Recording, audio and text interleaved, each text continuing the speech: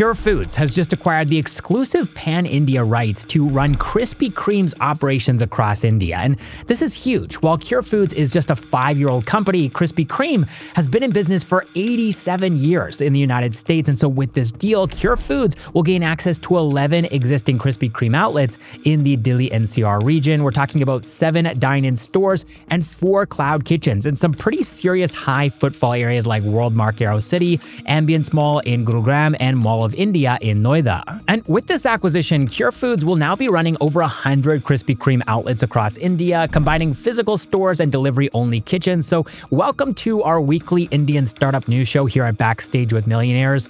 I'm Caleb Friesen, your host, and this channel is part of Zerodha's 01 network.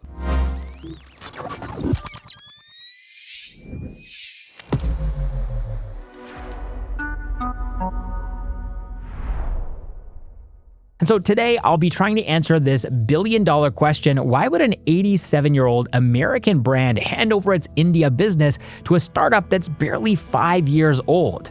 Well, we did some digging here, and turns out Krispy Kreme isn't exactly thriving. Their 2024 financials show that the revenue in the United States has stayed flat compared to last year, but it gets worse because in the first quarter of 2025, their revenue declined by more than 15%. And while we don't have their India-specific numbers, the story on the ground says a lot. Krispy Kreme first entered India in 2013, setting up their first store in Bengaluru, but in all that time, they've never really been able to gain mass popularity here in India.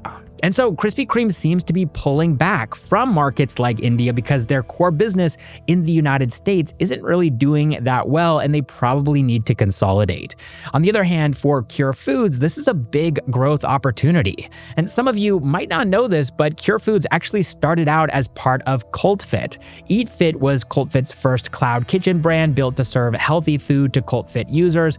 But once the pandemic hit, founder Ankit Nagore realized something important. A food business built only on healthy eating had its limits, and most customers were still craving indulgent food and comfort food. And so that's when Curefoods was born. They pivoted from just healthy meals to a full-stack food brand model, and now they own over 20 food brands. And so this Krispy Kreme deal could be one of their biggest bets yet. Curefoods is already preparing for an IPO in the financial year of 2026, and so the company is officially converted into a public entity now, and this acquisition could prop up their numbers before they go public. And if you're interested in knowing more about Curefoods, I actually did a podcast with Ankit Nagore back in 2023, and you can check it out right up here, I think. Or maybe it's on the other side, I never know. All right, next up in the news, the Delhi High Court has just given Oyo a major win. In its latest ruling, the court said that Oyo did not breach any agreement with Zostel, and that earlier claims made by Zostel seeking a 7% stake in Oyo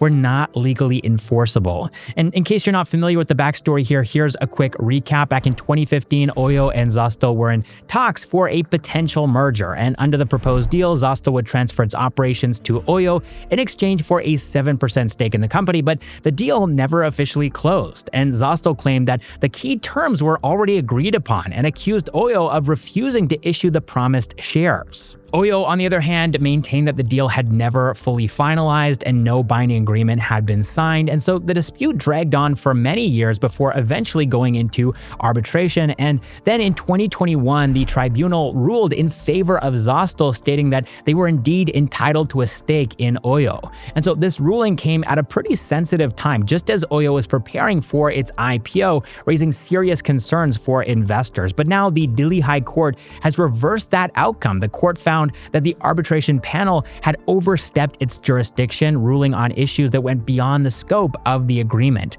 And as a result, the award has been deemed unenforceable. This clears a major legal hurdle for Oyo, giving it more breathing room as it moves closer to a public listing. All right, next up in the news, Uber has launched Courier XL, a new service designed to handle large package deliveries in India. And it's starting in Delhi Delhi NCR in Mumbai, and basically Courier XL will use 3-wheeler and 4-wheeler goods carriers to move packages weighing up to 750 kilograms. Now, Uber did have a courier service, but until now it relied solely on 2-wheelers for small deliveries. But with Courier XL, Uber is directly entering the heavy delivery space, which is an area dominated by Porter. But why now? Why are they choosing to do this at this time? Well, according to Uber, demand from small businesses and households for moving heavier goods across cities has been rising, and Delhi NCR and Mumbai, with their higher order volumes and longer average delivery distances, were the obvious launch pads. And so Uber first launched its courier service back in 2020, and they've since expanded to 25 cities now. The service grew 50% year on year in 2024, showing that logistics is becoming an important vertical for the company. All right, next up in the news, according to this ET report, Flipkart has decided to limit the rollout of their quick commerce arm, Flipkart Minutes, to just the top 6 to 8 cities in India. And that's a pretty big shift from their earlier plan to scale up to 800 dark stores across the country by the end of 2025. And the reason for this is actually cost control. See, Flipkart is currently burning around 340 to 350 crore rupees per month, and with an IPO expected in 2026, the company is under pressure to reduce that burn and focus on profitable growth. And so right now, Flipkart Minutes operates in 14 cities and runs over 300 dark stores, but nearly 90% of their quick commerce demand comes from just a few cities like Delhi NCR, Mumbai, and Bengaluru. And so instead of chasing growth across the country, Flipkart has decided to go deeper where the demand already exists. All right, next up in the news, Zepto is turning its massive data engine into a new business with the launch of Zepto Atom, a paid analytics platform for consumer brands in India. And it's going to give brands access to real-time, hyperlocal insights on how their products are performing across Zepto's network. And so you can think of this as minute-by-minute visibility into sales, customer impressions, and conversion data, all broken down pin code by pin code. And so if a protein bar brand, for example, sees that it's underperforming in Western Hyderabad, then they can instantly tweak their pricing, distribution, or ad spend to fix it. But I think that the real game changer here, it's always AI these days, is Zepto GPT, which is a built-in AI assistant trained on Zepto's internal data. And so brands can ask questions like, how can I grow energy drink sales amongst Gen Z in Mumbai? And they can get a smart data-backed strategy in seconds. Zepto Atom also tracks customer retention, product visibility, and even the share of voice in search and homepage listings. And so with India's consumer insights market worth 1,000 crore rupees, Zepto is now directly challenging giants like Nielsen and Kantar. Okay, so the power is out. There's no telling when it's going to come back. The show must go on here, though. So let's move into some quick news items here. First of all, BharatPe's CTO, Pankaj Goyal, has resigned from his position after joining the company less than 2 years ago, citing personal reasons. Then we've got Gamescraft pausing operations of its poker platform Pocket 52, with gameplay ending on May 30th as it reevaluates its poker strategy in India. And the company says that withdrawals will remain open until the end of July.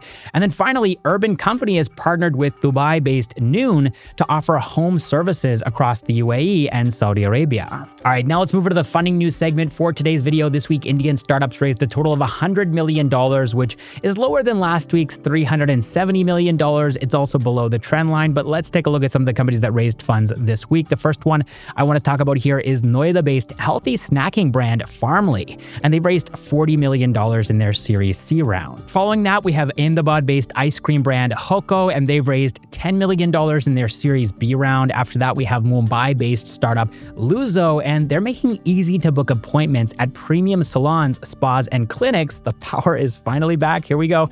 And they've raised $550,000 in their seed round. Next, we have Noida-based startup NapTapGo, which brings Japanese-style pod hotels to India, offering clean, tech-enabled stays for travelers who need a quick, affordable rest. And they provide compact sleeping pods equipped with essentials like a bed, ventilation, and security. And you can book these pods by the hour or overnight with flexible check-in times. And they raised 2 crore rupees, that's $233,000 in their pre-seed round. And then finally, we have science-backed skincare brand B Clinical. They too have raised 2 crore rupees.